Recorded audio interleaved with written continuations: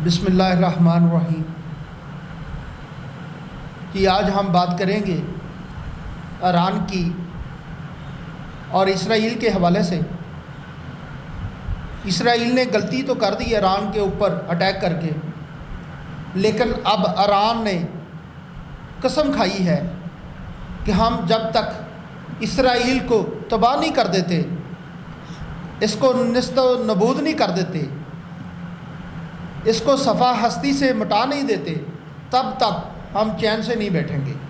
क्योंकि इसराइल ने समझा था कि जैसे हमने फ़लस्तीन पर और गज़ा के लोगों पर जुल्म किया है, जुल्म ढाया है, जिस तरह वो खामोश रहे हैं, आगे से जवाबी कार्रवाई नहीं कर सके, तो इसराइल ने वही खुमारी करते हुए, वही तकब्बराना रवैया अपनाते हुए उन्होंने ईरान के ऊपर अटैक किया। पहले भी मुसलमान मुल्क जो फ़लस्तीन है उस पर, और उसके बाद ईरान पर। क्या इसमें अमेरिका के जो सदर हैं ट्रंप साहब, जब से वो सदर बने हैं उस दिन से लेकर आज तक तकरीबन हर जगह वो मुसलमानों के ऊपर ही अटैक कर रहे हैं।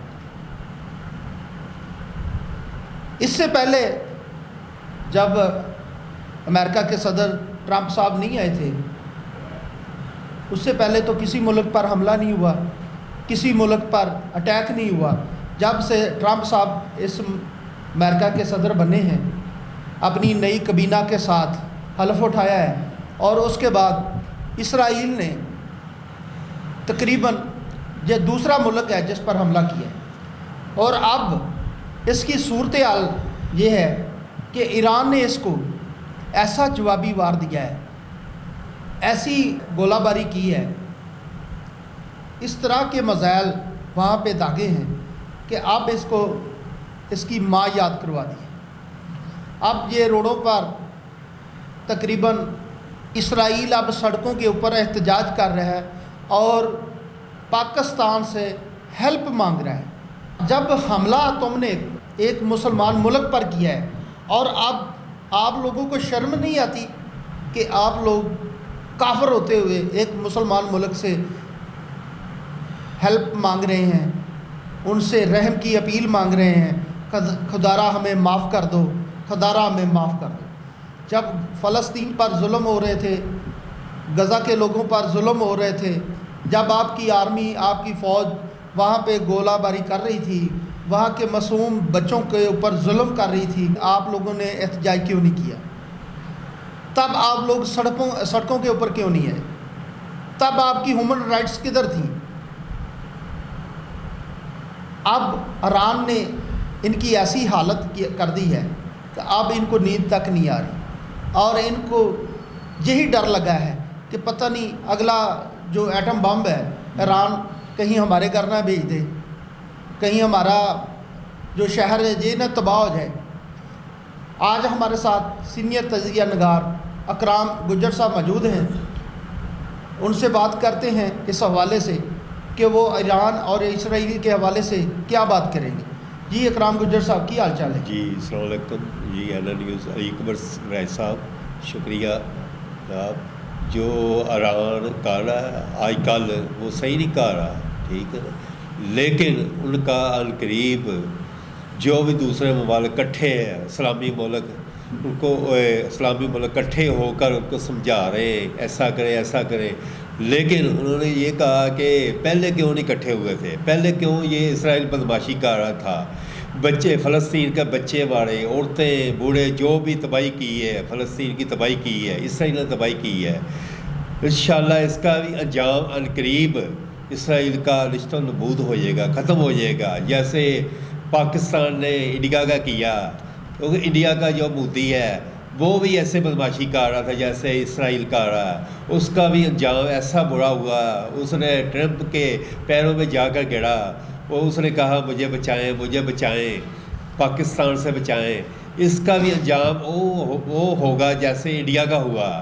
आर्मी चीफ ایکشن لے رہا ہے، انشاءاللہ ایران کی کامیابی ہوگی اور مسلمانوں کی کامیابی ہوگی، ان قریب اسلامی ملک کٹھے ہو جائیں گے اور اسرائیل کا وہ حال ہوگا جو دنیا دیکھتی رہ جائے گی، یہ اپنے انجام کو خود پہنچ جائے گا۔ امریکہ جو ٹرمپ صدر ہے وہ اس کی مداخلت کر رہا ہے، وہ اسرائیل کی سائڈ لے رہا ہے، اسرائیل کو پیچھے سے وہ مکمل سپورٹ کر رہا ہے۔ اب جو کر رہا ہے، جو بدمعاش ملک پالا ہوا اسرائیل امریکہ نے پالا ہوا، بدمعاشی اس کے کہنے سے ہو رہی ہے، امریکہ کے کہنے سے ہو رہی ہے، جو کر رہا ہے امریکہ اسے کروا رہا ہے۔ ایٹم بم جو بھی ہتھیار دے رہا ہے اسرائیل کو، امریکہ دے رہا ہے، وہ انشاءاللہ ان قریب یہ اسرائیل کا انجام بہت برا ہوگا، اس کی نشر و نبوت سے تباہی ہو جائے گی، نام و نشان مٹ جائے گا اس کا، اسرائیل کا۔ ہمارے آرمی چیف فیلڈ مارشل حافظ سید عاصم صاحب جو ہماری فوج کی کمانڈ کر رہے ہیں، ٹرمپ صاحب ان کی دعوت پر آج مدعو ہوں گے۔ اگر اسرائیل نے غزہ پر، ایران پر، فلسطین پر حملہ کیا ہے تو کل وہ کسی اور دوسرے ملک پر بھی حملہ کر سکتے ہیں۔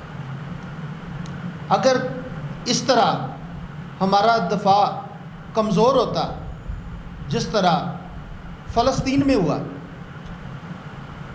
اگر پہلے ہی اس کو جواب دے دیا جاتا، اس کو تکبرانہ رویے سے باہر نکالا جاتا، اس کو منہ کی کھانی پڑتی، تو میرا خیال ہے آج اسرائیل وہ ایران پر حملہ نہ کرتا۔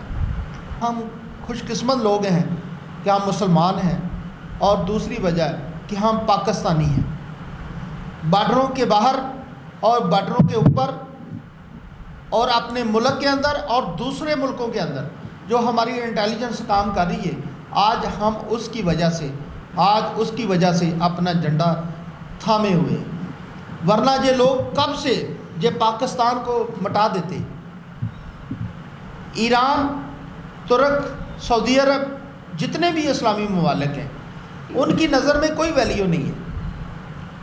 اگر کوئی ویلیو ہے تو وہ پاکستان کی۔ پاکستان کو کسی طرح فتح کر لیا جائے، پاکستان کو کسی طرح اپنے انڈر کیا جائے، کیونکہ جس نے بھی جس ملک پر قبضہ کرنا ہے وہ پاکستان کے بغیر نہیں کر سکتا، کیونکہ ہماری اسلامی جتنی بھی طاقتیں ہیں اس کے اوپر بس ایک ہی نام ہے، لا الہ الا اللہ محمد رسول اللہ، اور وہ پاکستان کا نام ہے، کیونکہ پاکستان کو اللہ پاک نے ایسی قدرت، ایسی چیزوں سے نوازا ہے کہ جب پاکستان کا نام آتا ہے، پاکستان کا جھنڈا لہراتا ہے، ہماری فوج ہمارا فخر ہے، ہماری فوج ہمارا آئینہ ہے، ہماری فوج ہمارے سر کا تاج ہے۔ وہ لوگ جاگتے ہیں اور ہم لوگ سوتے ہیں، اور پاکستان کی عوام بھی پاکستان آرمی کے ساتھ ہے۔ کوئی بھی پاکستان کی طرف میلی آنکھ سے دیکھے گا تو انشاءاللہ اللہ کے حکم سے وہ نست و نبود ہو کے رہے گا۔ ہماری انٹیلیجنس، ہماری ایجنسیاں اس کا انشاءاللہ نام و نشان نہیں رہنے دے گی، اور پاکستان اللہ کے حکم سے یہ پوری دنیا میں ایک دفعہ اس کا جھنڈا لہرانا ہے، اور انشاءاللہ پاکستان کی آرمی اس قابل ہے، پاکستان کی ایجنسیاں اس قابل ہے، پاکستان کا جھنڈا اس قابل ہے کہ یہ پوری دنیا میں لہرائے گا انشاءاللہ اللہ کے حکم سے۔ پاکستان کی آرمی ہی واحد آرمی ہے جس نے پوری دنیا میں اپنے نام کا جھنڈا لہرایا ہے اور اپنے آپ کو منوایا ہے۔ جو امریکہ ہے وہ بھی پاکستان آرمی سے ڈرتا ہے کہ یہ پتہ نہیں کہاں سے آ جاتے ہیں، یا نہ یہ موت سے گھبراتے ہیں اور نہ ہی یہ کوئی جہاد کرنے سے گھبراتے ہیں۔ انشاءاللہ ہمارا ایک ہی نعرہ ہے، نعرہ تکبیر، اللہ اکبر۔ یہ آج کا موضوع اس بات پہ ہم ختم کریں گے۔ کیمرہ مین ریاض احمد کے ساتھ میں ہوں آپ کا ہوسٹ اکبر بڈائس۔